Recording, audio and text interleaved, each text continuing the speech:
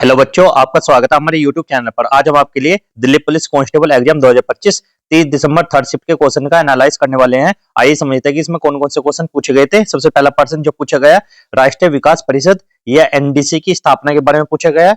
सिंधु सभ्यता के लोगों का व्यवसाय क्या है। उज्जैन किस नदी के किनारे स्थित है। इस टाइप का एफसीआई की स्थापना का मुख्य उद्देश्य क्या था।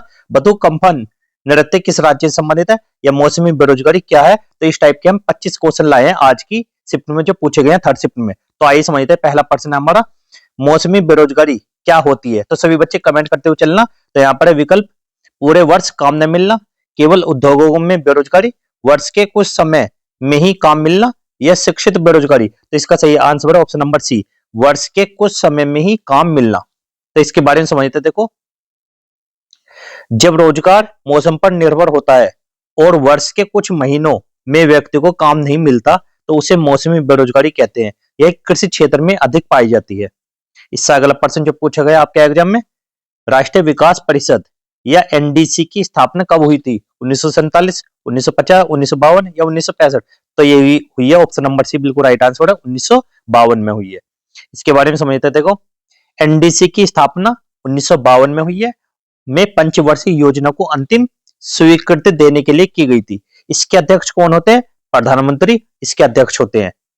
इससे अगला क्वेश्चन जो पूछा गया आपके एग्जाम में, सिंधु सभ्यता के लोगों का मुख्य व्यवसाय क्या था। शिकार, व्यापार, कृषि, युद्ध। ये था ऑप्शन नंबर सी, बिल्कुल राइट आंसर, कृषि। इसके बारे में समझते हैं। देखो, सिंधु सभ्यता के लोग मुख्य रूप से कृषि पर निर्भर थे।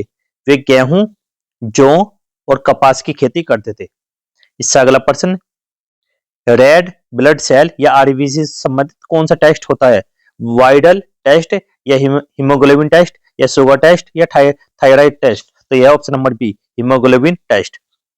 इसके बारे में समझते। देखो, आरबीसी में हीमोग्लोबिन पाया जाता है, इसलिए हीमोग्लोबिन टेस्ट से रक्त में ऑक्सीजन वहन क्षमता की जांच होती है। तो किसकी जांच होती है, ऑक्सीजन वहन की, ऑक्सीजन जा रहा है या नहीं जा रहा, इस तरीके से। इससे अगला क्वेश्चन जो पूछा गया है, नेशनल स्टॉक एक्सचेंज एनएसई के अध्यक्ष कौन है। अजय त्यागी, मसातो कांडा, या श्रीनिवास डंजेती, या संदीप कुमार गुप्ता। तो यह ऑप्शन नंबर सी, बिल्कुल राइट आंसर है, श्रीनिवास डंजेती। इनके बारे में समझते हैं। नेशनल स्टॉक एक्सचेंज के अध्यक्ष श्रीनिवास डंजेती हैं, जो भारत के प्रमुख पूंजी बाजार संस्थान का नेतृत्व करते हैं। इससे अगला प्रश्न है, उज्जैन किस नदी के किनारे स्थित है। नर्मदा, ताप्ती, शिप्रा, या गंगा। तो यह option number C, Shipra. Shipra नदी के किनारे कौन, उज्जैन। उज्जैन शिप्रा नदी के तट पर स्थित है और यहाँ सिंहस्थ कुंभ मेला आयोजित होता है। तो कौन सा होता है, सिंहस्थ कुंभ मेला आयोजित होता है। इससे अगला प्रश्न जो पूछा गया, बथुकम्पा कम्मा नृत्य किस राज्य से संबंधित। आंध्र प्रदेश, तेलंगाना, उड़ीसा, कर्नाटक। तो यह ऑप्शन नंबर बी, तेलंगाना से संबंधित है ये। और इसके बारे में समझते हैं। बथुकम्मा तेलंगाना राज्य का प्रमुख लोक नृत्य और पर्व है, जिसमें महिलाएं फूलों से सजावट करती है। इससे अगला प्रश्न है, अब एशियन डेवलपमेंट बैंक एडीबी के अध्यक्ष कौन है। अजय बंगा, क्रिस्टलानी जॉर्जिवा, या मसाता कांडा, या शक्तिकांत दास। तो कौन है, option number C, Masato Kanda. Masato Kanda Asian Development Bank के अध्यक्ष है, जो एशिया प्रशांत क्षेत्र के विकास को बढ़ावा देते हैं। इससे अगला प्रश्न है, नवरत्न कंपनी गेल के अध्यक्ष कौन है। आर के सिंह, संदीप कुमार गुप्ता, अजय सेठ, सीपी गोयल। तो यह option number B, Sandeep Kumar Gupta.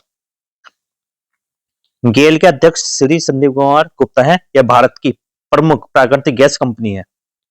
इससे अगला प्रश्न है, भारत में कार्यशील आयु वर्ग वर्किंग एज ग्रुप कौन सा है। 0 से 14, 10 से 50, 15 से 59, या 18 से 65 वर्ष। तो यह ऑप्शन नंबर सी, 15 से 59 वर्ष के बीच।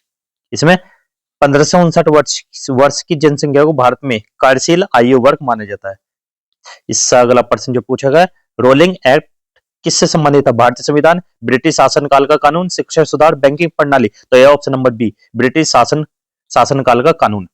इसमें क्या, रोलिंग एक्ट ब्रिटिश शासनकाल में लागू किया गया एक प्रशासनिक कानून था। इससे अगला प्रश्न, एफसीआई की स्थापना का मुख्य उद्देश्य क्या था। कृषि अनुसंधान, किसानों को ऋण देना, खाद्यान्न भंडारण व वितरण, या निर्यात बढ़ाना। तो ऑप्शन नंबर सी, बिल्कुल राइट आंसर है, खाद्यान्न भंडारण व वितरण करना। एफसीआई की स्थापना 1965 में अनाज की खरीद, भंडारण और सार्वजनिक वितरण प्रणाली को मजबूत करने के लिए की गई थी। इससे अगला प्रश्न है अब हमारा, सिंधु घाटी सभ्यता किस विशेषता के लिए जानी जाती थी? विशाल मंदिर, युद्ध प्रणाली, उन्नत नगर परियोजना या गुफा चित्र? तो ऑप्शन नंबर सी, उन्नत नगर परियोजना। सिंधु घाटी सभ्यता अपनी योजनाबद्ध नगर व्यवस्था और उत्कृष्ट जल निकासी प्रणाली के लिए प्रसिद्ध थी।